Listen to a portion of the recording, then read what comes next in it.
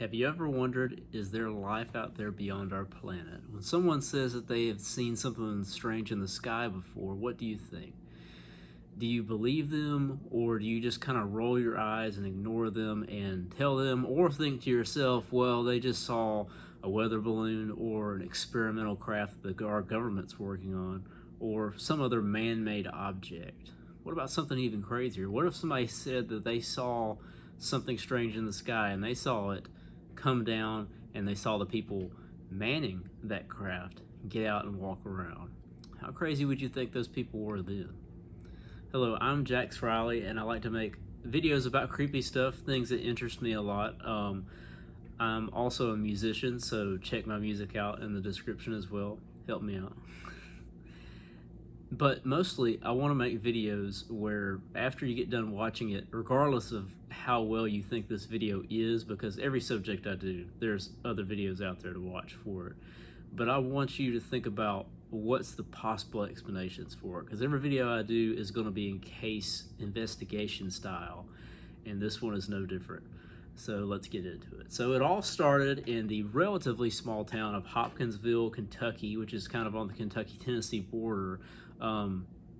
It's actually got like 30,000 people in it now, so it's kind of, I mean, it's big to where I'm from in Bruton, Alabama, but it's still pretty small, and it was even smaller back in 1955 on August 21st when this happened, when a whole group of people came flying into the police station at 11 o'clock at night in a panic, telling the police the most unbelievable story that they've ever heard, and a story that was unbelievable even for a story that possibly had something to do with UFOs, creatures, and aliens. A story that would normally have been an eye roller, except for the fact that this group was 11 people that all corroborated the same exact story, and police would later even separately interview all of them and get basically the exact same story every time. And many of these people in this group would later draw pictures of what they had seen individually, and a lot of the sketches turned out to be around the same thing. So it all happened on that Sunday night in the Sutton household, which even for a 1950s rural American house, it had no running water, it wasn't painted, and I don't think it had curtains in it either. It was not the state-of-the-art of a house of the time. The widower, Glennie Langford, she was 50 years old. She was the head of the household. Her son was a man named Lucky Sutton. He was in his 20s, and his wife were visiting. And also Lucky's friend named Billy Ray Taylor and his wife were visiting as well. It's believed they were both friends because they were working on like a traveling carnival type thing, or whatever version of that was in the whatever it was called in the 50s, like carnies, like that type of thing. And other than them, Glennie Langford's two older sons and their wives were there, as well as Lucky's three young children, which were all under 12. Glennie's three young children. So that's a total of 11 people that were all here visiting at the same time. This was a Sunday night, so not much was going on. They were enjoying a nice evening, and Billy Ray Taylor actually went out. This story starts with him, actually, as he was going out to get some water from the backyard well, when he saw what he believed to be a silvery, saucer-shaped object hovering over the house and even putting off some type of rainbow exhaust fumes. And he claimed that it hovered through the trees, out of sight, and some went to the ground in some way, although this story changes depending on who you're talking to or who's relaying the facts. But he went back to the house and told everyone else about what he had seen, and everyone had told him he had either seen a meteor or a shooting star or something like that, something explainable in the sky, and others were even laughing because apparently he was kind of a trickster, and they thought it was some type of prank he was pulling on them, and were laughing about it. But he clearly seemed to be disturbed about what was going on, and even got Lucky to go out there to check where he thought it landed at with him. And nothing happened there, but an hour after Billy Ray Taylor originally saw this saucer land, they heard the dog barking out back incessantly.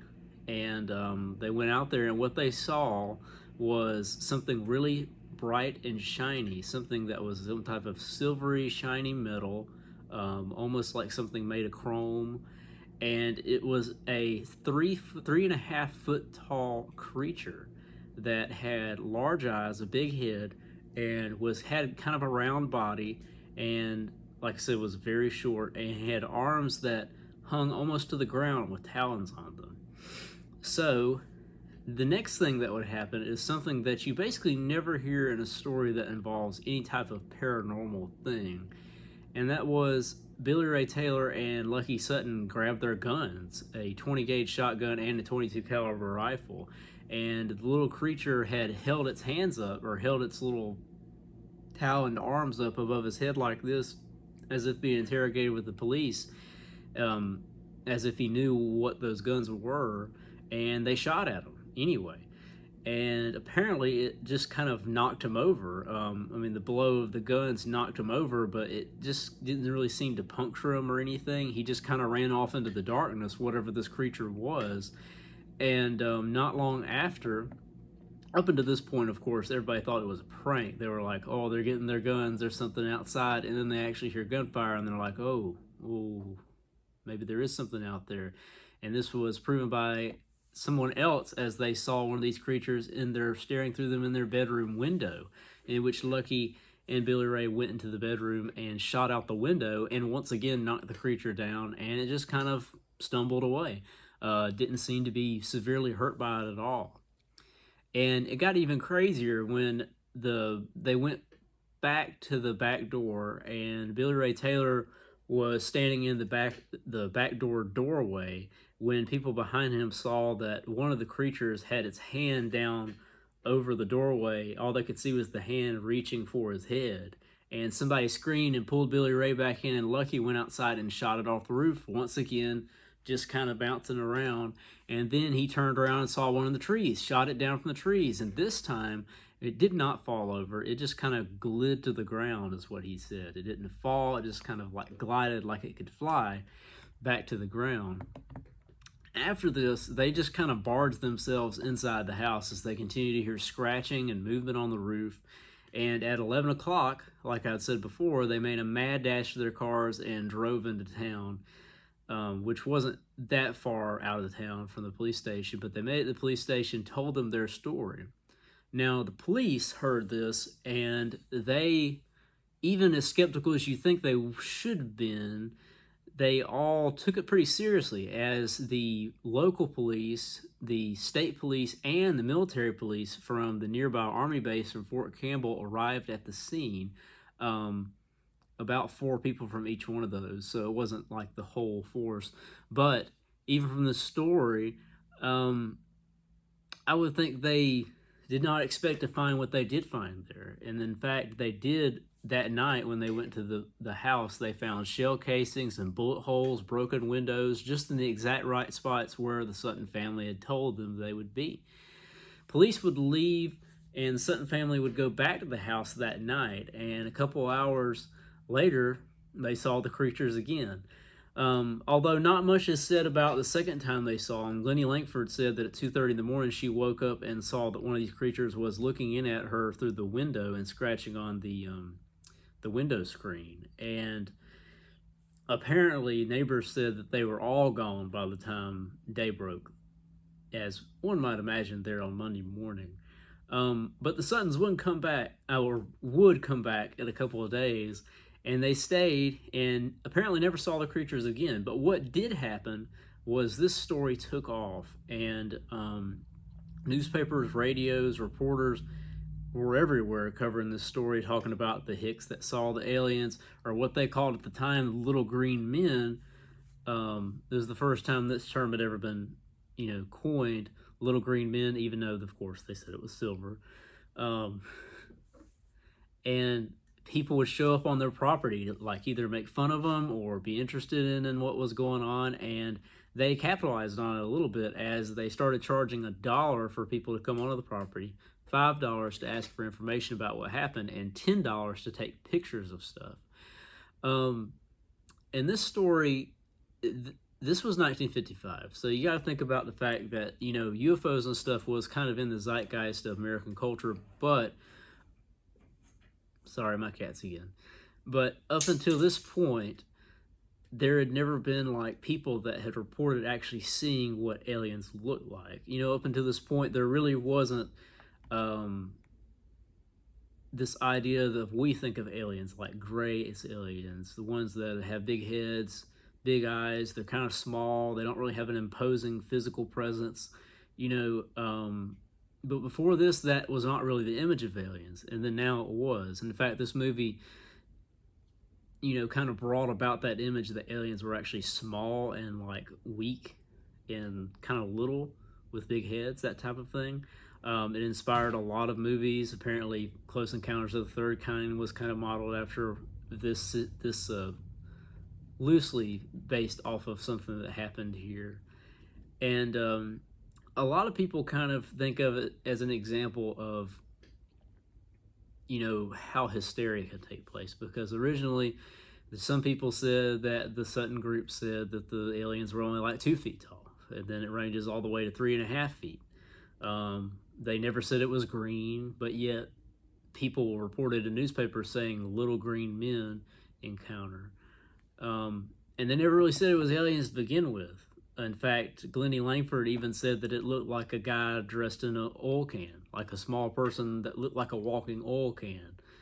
And maybe that's what they thought. And this clearly is linked to aliens because of what Billy Ray Taylor had reported seeing. Now, this is kind of the part of the video, or any video that I make, where I suddenly become skeptical after kind of laying out the facts as if it really happened this way. But in this case, there really isn't a whole lot to be skeptical about, actually. Now, it is true that the police they had mentioned that these people that came to the police station they had inferred that they weren't really the type of people that would come to the police station, you know, because they were like, anything, burglars or anything, they're just going to shoot them, you know, and then call us later, which is what they actually did, ironically. But they were talking about how scared they were, and they were like, and they relayed their story so well. Now, despite that, the main reason why police kind of showed up in big numbers is because they heard that they had shot guns at something, and they were like, well, whatever this is, we need to go and make sure it's not some type of domestic dispute, or it's like a Hatfields and McCoy type thing, some type of family feud or something like that. And when they got there, they did find bullet casings, holes, and broken windows and stuff like that. But what things they never found was any trails of blood, any tracks. You know, basically everything leaves a track somewhere. Even in grass, sometimes things leave tracks. It's just the way it is. And they never found any scratches on window screens, walls, roofs, anything like that. Now, granted, the stories kind of made it seem like when they shot these creatures, it didn't really puncture them like it would if you shot me or something like that. It just kind of bounced off of them. That might could explain why there's no blood trails, there's no bleeding. And maybe the trails, you know, they said they kind of glid. Some of them kind of walked. Maybe it was just kind of hidden, didn't notice it or didn't know what to look for. Maybe they made weird tracks that nobody noticed. But the scratches thing, to me, is the reason to be skeptical, because they clearly outlined that there was many cases where they were scratching on the roof, scratching on the window screen. You would think with little talons they would be able to have left some type of evidence. Now, maybe they didn't really take a really close look, but police also made note of, they kind of went in there thinking, I bet these people were drunk or something like that, and the rest of them just kind of followed suit in the story. But they never found any alcohol in the entire house at all, or anywhere on the premises. In fact, Glennie Langford had said that it was an strictly alcohol-free house when people were visiting, or anytime really. And that kind of put the kibosh on that. But even then, it's the type of story that is just so crazy. How could somebody take it for what they said? You know, and no matter what people have said about this story, it's always been, like I said, used as an example of hysteria. And we'll get into the reasons why, because it's kind of like, well, this is so crazy, there's no way it could possibly be real. So here's some explanations of what it probably was and what it had to have been, because there's no way it was aliens. So let's get into some explanations. So explanation one, it was aliens. So let's picture, what would it be like if every bit of this actually was aliens that had came down from space and specifically had landed there to bother some random family in Hopkinsville, Kentucky. Now, if that was the way I like to look at stuff is, if you're exploring a possible explanation, you need to think of it as, this is what it'd look like if it really did happen this way. So now, they had eyewitnesses. 11 people had reportedly seeing these creatures, and one person had reportedly seeing a craft flying over. I would explain why it was UFOs. But one thing, some of the most believable UFO stories are ones where multiple people saw them, like the Phoenix Lights. Like, it wasn't just multiple people that saw them, multiple people saw them from multiple different perspectives. Like, somebody saw it from over here, another person videoed it from over here. They're seeing the same things. And that didn't really happen here. Now, this was kind of out in the country, and there might not have been a lot of people around. But, you would think if something hovered over a house like that, no matter where it was, that if it came from the sky, you would think multiple people would have seen it. Now, the neighbors also did report around the time that they first started shooting at the creatures. Neighbors, which was about like a quarter or half mile away, I think their closest neighbors were, they had reported seeing flashing lights in their backyard. Now, could this have been the creatures that were shining, or something else, maybe the landing? They thought what it was they had flashlights looking for, some animal or something that got left out, which before that I didn't actually realize they had flashlights that long ago. I thought they were still using candles, but, well, I guess it makes sense. But that's an offshoot. So you have some people that reported seeing this, whatever it was, but not necessarily reported seeing a UFO. Now, does that mean it couldn't have been aliens? I think that, to me, for something to be aliens, there has to be more. Like, what's the difference between aliens and just some random thing that you've never seen before? And that could have been what they're thinking. But also, you got to think about the fact that these are kind of country folk. You would think that they would know what basically anything in those woods looked like. Rather than just be completely scared to death and taken aback by something, you would think it had to have been something out of the ordinary in some way if they really were telling the truth. We'll come back to this explanation, because I'm going to say no on it. I don't think it was straight up aliens, but we'll definitely come back to it. Don't worry. So explanation 2, which is a hoax, and Project Blue Book, which was a very famous kind of special investigation task force into UFOs in the late 50s, or in the 50s. And it was kind of controversial, some stuff. There's been multiple TV shows, documentaries, things about the Project Blue Book. And it covered a bunch of stuff, and it got kind of bureaucratized and turned into one thing or another. And they kind of called this a hoax, and not for really a lot of good reason either. It was just kind of like, well, how could you believe? What other explanation to this story could there be other than it being a hoax? It's just so crazy. There's no way any of it's true. And I really don't like to think of things like that, because, a lot of times things that are true are actually a lot crazier than things you could make up in a book somewhere or just kind of made up. Now, in my mind, I think it is possible that a group of 11 people could have completely fabricated a story and practiced their story and kind of went to the police station and told them about it. But the reason I think that it's possible a person could try to come up with some type of story like that to make money off of it as like a tourist destination. But apparently, it wasn't a tourist destination for a long time. And to me, I don't know how they would have been able to know that they would have gotten that famous from it. Maybe they did. Maybe it was completely a hoax, and they just randomly shot in through their windows and their walls and stuff one night and caused a ruckus in the neighborhood and fled their house in the middle of the night and made up a story even for kids to memorize and tell people about. And everybody had this exact same picture that they described of the creatures, and a lot of people said that's what it was. And really, police even kind of were like, a lot of people involved in the investigation were like, well, this is a hoax. I can't find evidence of what happened.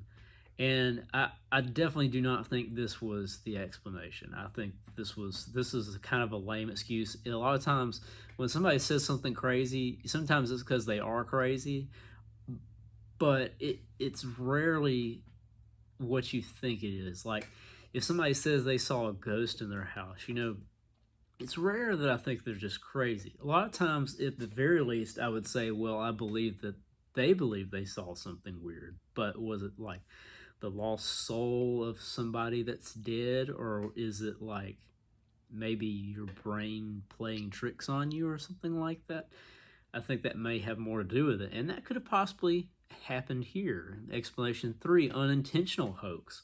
So a lot of people have said that the description of these aliens, and of course I've shown pictures of these, and I'll show a side by side here, or will I?